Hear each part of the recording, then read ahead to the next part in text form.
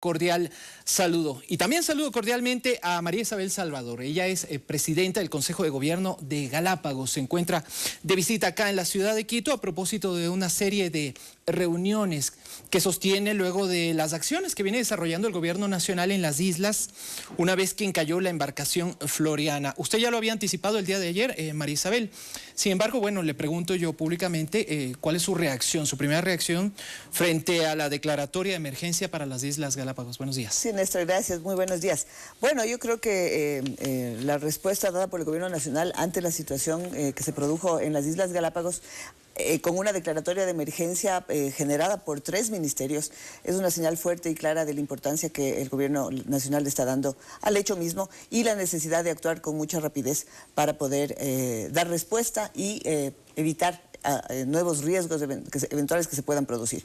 Esta declaratoria de emergencia se produce a solicitud, o más bien por recomendación del COE provincial de Galápagos, que ante la situación y la necesidad justamente de lo que decía hace un momento de evitar otro tipo de riesgos a causa de esta situación que estamos atravesando, entonces solicito eso. Y con rapidez los 3 ministerios, los 3 ministros han decidido justamente firmar este acuerdo, que fue firmado el día de ayer y que pues permite tomar una serie de acciones muy rápidamente para poder paliar y superar la crisis, pero además enfrentar situaciones que requieren ser atendidas con mucha rapidez. Cómo no, yo le decía, y mi siguiente pregunta era obvia, ¿qué implica esta emergencia? Y usted me ha dicho una serie de acciones. ¿Acciones como cuáles? A ver, el COE provincial al producirse el hecho, obviamente se identificó con mucha rapidez las posibles consecuencias que podía tener este. Uno es la consecuencia evidente, que es la primera, además,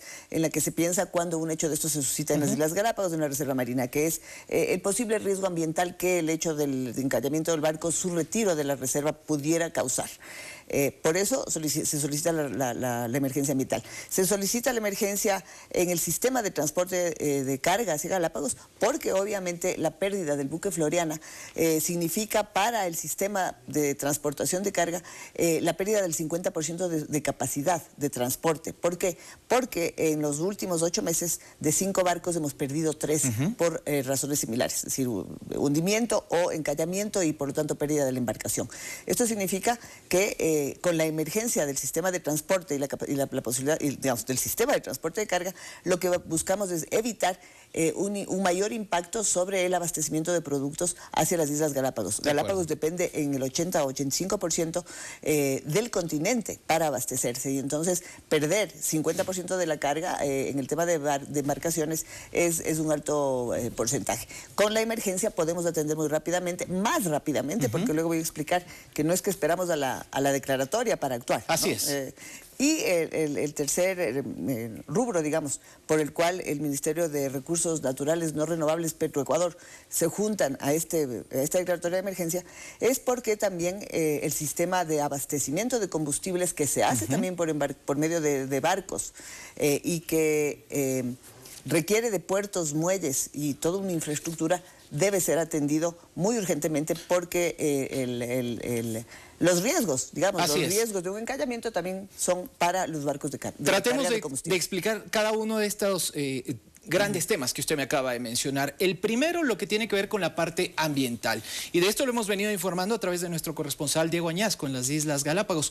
Pero sí es importante recordar a los ciudadanos, a todo el país, qué es lo que se ha venido haciendo para controlar un efecto mayor frente a este encallamiento. A ver, primero que nada hay que recordar que el buque Floriana es un buque de transporte de carga. Es decir, entre su carga transporta materiales peligrosos que se llaman, que son los que pueden eventualmente causar un impacto medioambiental.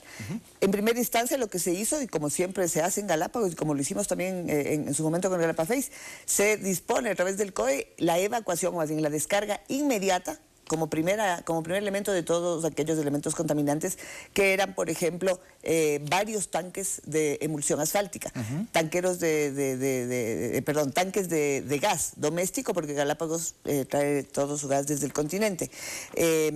Entonces, eso es lo primero que se desembarca. Paralelamente, obviamente, hay una supervisión permanente del Parque Nacional Galápagos para estar verificando si se produce algún tipo de derrame que no se produjo ningún tipo de derrame. El derrame, hay que entender que el derrame de combustible en la reserva marina, ¿no es cierto? Claro. Es cuando del barco, ¿no es cierto?, se rompe, fluye. por ejemplo, se rompe un tanque de los suyos, ¿no? Y empieza a regarse en el mar. Eso no se produjo.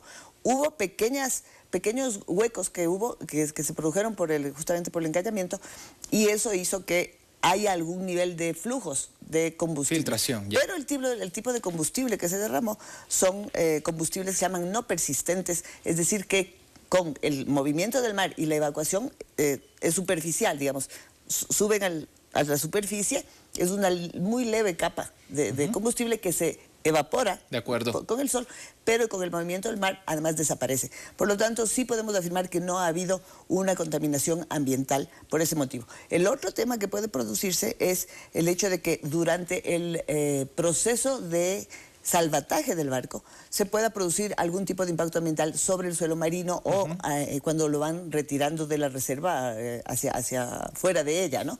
Esos son los elementos donde eventualmente podría producirse algún tipo de impacto ambiental, y por eso la emergencia ambiental que prevé aquello. Ahora, vamos con el siguiente, y usted me decía que esto es fundamental para la vida normal en las Islas Galápagos, que es lo que tiene que ver con el abastecimiento de productos y no necesariamente aquellos de primera necesidad, usted me decía. A ver, decía hace un momento que Galápagos depende en el 85% en su abastecimiento del continente. Si el 85% de bienes, insumos y productos para la vida de la gente en Galápagos proviene del continente. ¿Y cuál es el medio de transporte de todo aquello? Principalmente el transporte marítimo. Entonces, hay también un nivel donde digamos, un porcentaje que se transporta vía aérea, pero es relativamente pequeño. Los grandes volúmenes de carga se transportan vía marítima. Entonces, el hecho de esta situación explicaba, hasta hace un año teníamos 5 barcos que significaban la posibilidad de transportar alrededor de 5.800 toneladas de carga al mes. Eso es lo que usa Galápagos en consumo de distintos elementos. Productos, claro. 5.800 toneladas. Con la pérdida de los 3 barcos de este año, que son el Galapaface en el mes de mayo, luego tuvimos en noviembre el hundimiento del San Cristóbal, cerca de las costas de Guayaquil, de la puntilla de Santa Elena, y con el Floriana, que se acaba de, que lo perdemos porque no va a poder volver a navegar, hemos perdido el 50%, es decir, 2.900 toneladas hemos perdido de capacidad. Llegando, por lo tanto, hay una situación obviamente que tenemos que evitar, que tenemos que compensar esas capacidades para evitar justamente un desabastecimiento de muchos productos. Hoy por hoy no se puede negar que existe desabastecimiento, es decir, no hay existencia de ciertos productos específicos, pero sí tengo que ser muy clara en el sentido de que los productos de primera necesidad no están escaseando. De acuerdo. Es decir, eso se está garantizando, y eso es gracias a un esfuerzo importante que ha hecho el gobierno nacional, no solo a raíz de este hecho del Floriana, sino desde antes, para establecer otros medios, otros mecanismos para transportar la mayor cantidad de carga. Tratemos de ir cerrando porque ya se nos termina el tiempo. Ya. En la parte de combustibles, que era la tercera grande vertiente que usted me mencionó. Sí, en el tema del combustible, no, es decir, hoy día con el Floriana no hemos tenido una afectación directa al transporte de combustible, eso se hace regularmente. Sin embargo, una de las causas del hundimiento, o más bien del encallamiento de este barco, tiene que ver con el tipo de la bahía naufragio a donde llega, donde se han producido estos hechos. Bahía naufragio, su nombre dice mucho. Tradicionalmente ha habido, históricamente inclusive, problemas de encallamiento y naufragios de barcos de allí. Y en esa bahía es donde llega el barco Isla Puna, que es el barco de trasnave justamente que transporta el combustible. Claro. Es un barco tanquero. Entonces, cada 10 días el combustible, gasolina y gas, me parece que solo gasolina, llega en ese barco.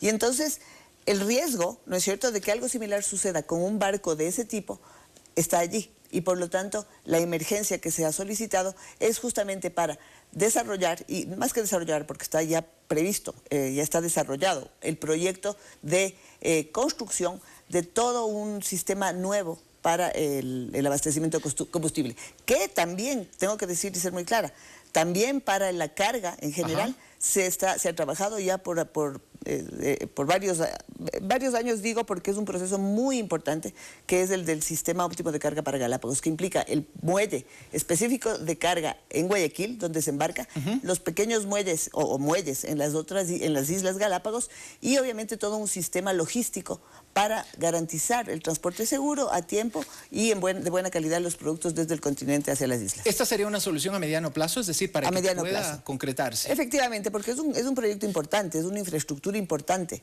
que el Ecuador tiene que tener justamente para garantizar aquello que yo decía en relación a las Islas Galápagos. Y finalmente, nada más, usted me decía, la próxima embarcación está programado que llegue para el mes de marzo, Ah, sí, ¿verdad? perdón, es un tema muy importante también, entre las medidas que se han tomado, que no son de ahora, sino que ya se venían analizando desde antes. Efectivamente, se está adquiriendo por parte de Transnave un barco adicional de 2.500 toneladas que cuando empiece a operar va a compensar ese déficit que teníamos y que empezará a operar, es decir, está ya lista el crédito otorgado, creo que el día de mañana se reúne el comité, el directorio de la empresa Transnave para aprobar la adquisición, y el día miércoles de la próxima semana están partiendo la comisión que va a hacer las transacciones necesarias para que el barco llegue. Entonces el barco estaría operando ya en transporte de carga en la primera quincena del mes de marzo. María Isabel, muchísimas gracias y por favor manténganos informados de lo que se viene haciendo en Galápagos. Claro que sí, Néstor, muchas gracias a ustedes. Gracias. Es María Isabel Salvador, presidenta del Consejo de Gobierno de las Islas Galápagos, a propósito de este hecho que ocurrió recientemente. 7 de la mañana con 13 minutos. Pausa, ya volvemos.